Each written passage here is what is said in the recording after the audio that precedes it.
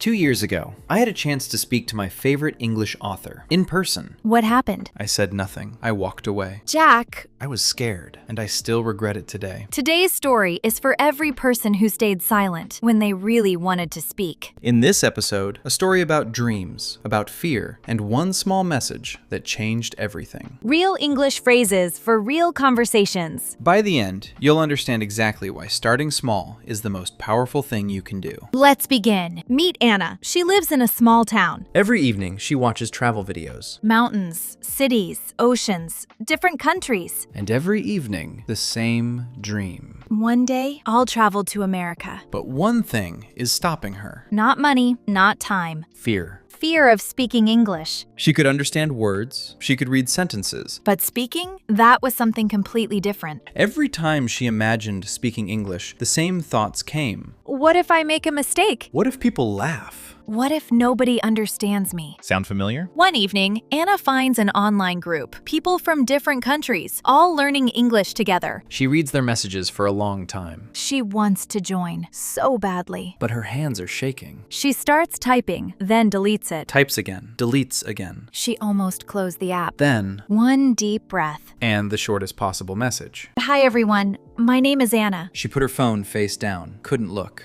We've all done that. 10 seconds passed, nothing. 20 seconds, nothing. 30 seconds, still nothing. She thought, I knew it. I shouldn't have done this. Then her phone lit up. Hi Anna, nice to meet you. Then another. Welcome. And another. Where are you from? Nobody laughed. Nobody corrected her. Nobody judged her. They were just happy she said hello. In that moment, Anna understood something no textbook can teach. Courage is not the absence of fear. It's pressing send anyway. A few weeks later, Anna joins a live online meeting. People are sharing future plans and dreams. Someone turns to Anna and asks. What is your dream? For a moment, she feels that old nervousness. But this time, she doesn't stay silent. She smiles and says, I want to travel around the world. The group reacts immediately. That sounds amazing! Encouraged, Anna continues, I've always wanted to visit America. Why America? Someone asks. I'd love to meet new people and improve my English. That's a great goal. Good for you. Anna smiles, then adds, thank you. I'm working toward it step by step. And those 3 words became Anna's motto. Not perfect, not fast. Just forward. Let's lock in every phrase from Anna's story. I want to travel around the world. Simple, personal, powerful. That sounds amazing. A warm, natural response to anyone's dream. I'd love to. Softer and more natural than just, I want. Try it. I'd love to visit Japan. I'd love to learn piano. I'm working toward it. Shows progress. No need for long explanations. Step